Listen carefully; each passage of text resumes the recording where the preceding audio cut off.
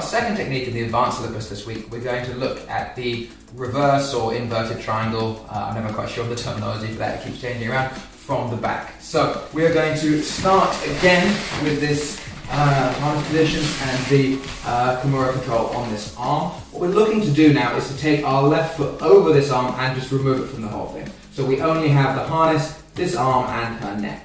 So this will start usually the same way, again before, again we get towards this side, here and here, touch around.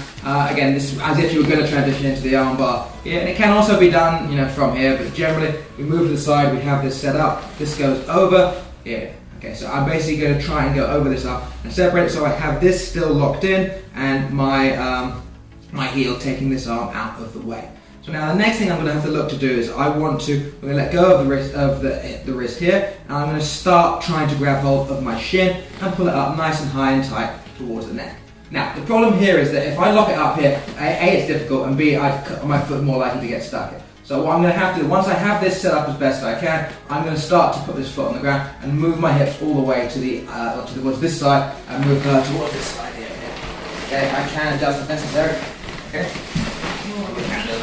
And I can go a little bit deeper in and bring this up nice and high to lock it around here. There's tons of space here. It's a lot easier to lock in the finish. It's not trapped under her body, and I've got all the space to move. So I want to pull this up towards me, so it's just her neck and this arm trapped it. This leg will come up, and we'll place this in here. Okay, so we're in a decent position overall.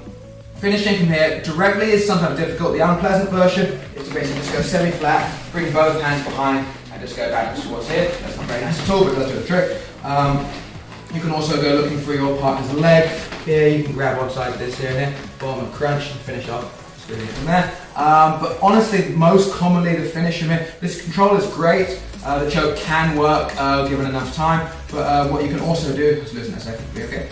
Good. The most common actual finish is to take this arm here across my hip in an arm bar style position. But it's not, again, tradition where it's across like your pelvis or whatever. It's sort of diagonally across the hip. So I have this position set up. Again, we can hook things, trap things, whatever. But we can also take this arm here, and usually you want to take it, rotate it here, and then take it at a nice angle across your hip bone here.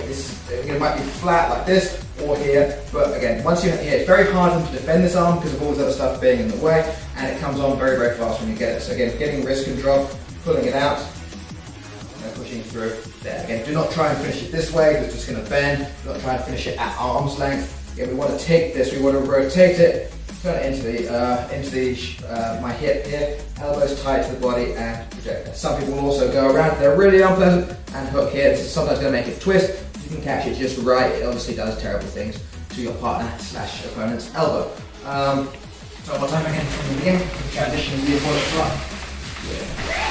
So basically we're going from the back harness position into the triangle control effectively. So again, I have the same setup, foot goes on the hip, we start to get towards this side, here and here, again, we can climb up a little bit further, here, and then this heel usually tries to go into the elbow crease of your partner. Again, don't try and just put it down and push it through, I want this to go into this gap here, okay? If they're holding the hands together, the same thing, it's just set up that way. So we have ourselves set here, again, you can push down a little bit, here, and then my right foot is going to start to go across, and my right hand is going to come to here, and we start to get ourselves set up here and here. And then we're going to shift our hips, we're going to basically do a hip escape towards one side. Here. And right now I'm way off the shoulder, but I have much easier chance of adjusting it now. Here, here, here. Okay, so again, try and pull this back, try and make this tight. Again, we can sit up, we can crunch, we can try and get ourselves finishes and stuff from here. Not very nice, but it does go. But in general, the actual strongest finish after you get to this position is going to be an arm attack on here. So again, take it, turn it around to this side, and then hip up into it. Defending that, again, on occasion, last thing, sometimes, rarely if you will, you'll also sometimes see as the person turns toward this side, you will sometimes see the transition from this into a regular triangle as well. Again, it depends exactly how loose or how tight it is, but you can still go from that position to a regular triangle if they do roll through from that back finishing spot. That is the reverse / inverted, I don't know which, triangle from the back and an armbar finish option.